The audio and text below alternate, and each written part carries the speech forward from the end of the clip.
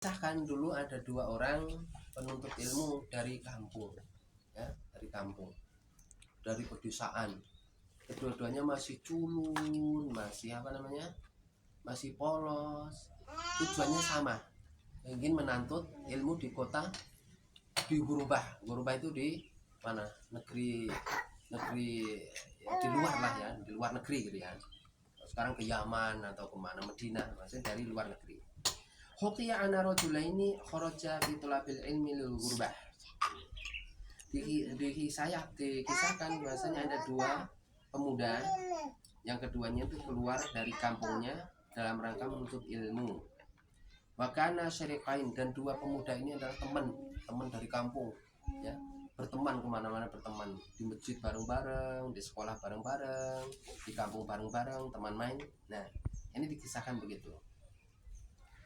Wakana syariqaini fil ilmi, dua itu sama-sama dalam mencari ilmu, keluar dari kampungnya, bukan satu mau mencari kerjaan, satu mencari ilmu, enggak, dua-duanya keluar dari kampung dalam rangka mencari ilmu. Faraja'a ba'da sinina ila baladihima, dan setelah sekian lama keduanya keluar mencari ilmu, dia pulanglah setelah bertahun-tahun mencari ilmu, mungkin ke Yaman atau mana.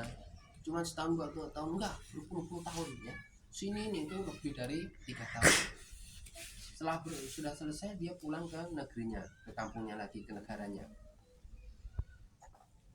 Waqad faquha ahaduma wa lam yafaqul akhar. Nah, dari dua orang tadi,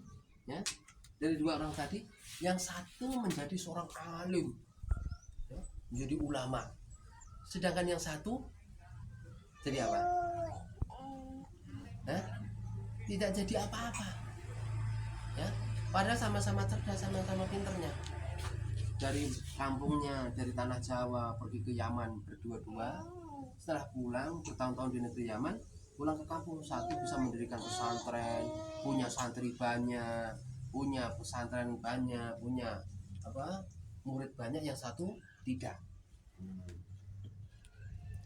Fata'amal fuqaha'u baldati wa sa'alu an halihima wa taqrarihima wa julusihima fa ukhbiru anna julusul lati tafaqahu fi halil tiqrari kana mustaqbilan qiblah wal misra alladhi hasala al ilmi fihi wal akharu kana mustadbiran qiblah wa wajhuhu ila ghairil misr.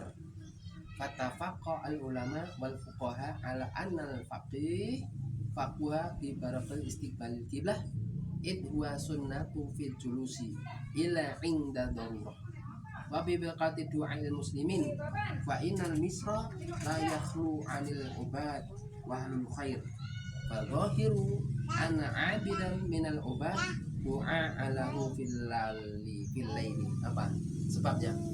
Dua orang tadi, ya. Dari dua orang tadi mencari ilmu, pergi dari kampungnya ke Yaman atau kemana, negeri barat atau negeri Mekah. Setelah sama-sama cerdasnya, setelah dua orang itu pulang ke kampungnya, satu bisa mendirikan pesantren, bisa punya murid banyak, santri banyak. Nah, setelah itu yang satunya tidak jadi apa-apa, ya, tidak menjadi, ya, jadi ustadz biasa, tapi enggak bisa seperti yang satu, padahal kecerdasannya sama, berguru pada guru yang sama, ya, di pesantren yang sama, ya, kecerdasannya sama, pinternya sama, tapi yang satu bisa mempunyai pesantren, murid banyak, tapi yang satu nggak jadi apa-apa, ya, cuma jadi orang biasa.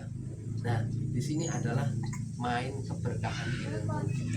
Disebabkan apa?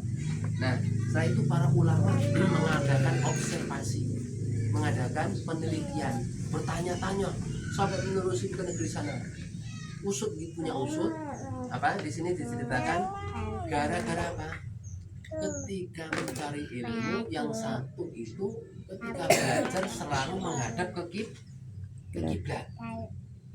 Nah, ini disunahkan buat kita kalau belajar itu baca Quran atau kemana saja disunahkan menghadap ke kiblat, ke Mekah atau ke Madinah sana ya, ke barat. Yang satu otaknya cerdas, lancar, pintar, tetapi selalu membelakangi kiblat. Kalau kiblatnya di barat, mana? Sana, dia menghadapnya ke sana, ngawur, duduknya sembarang tempat, ya.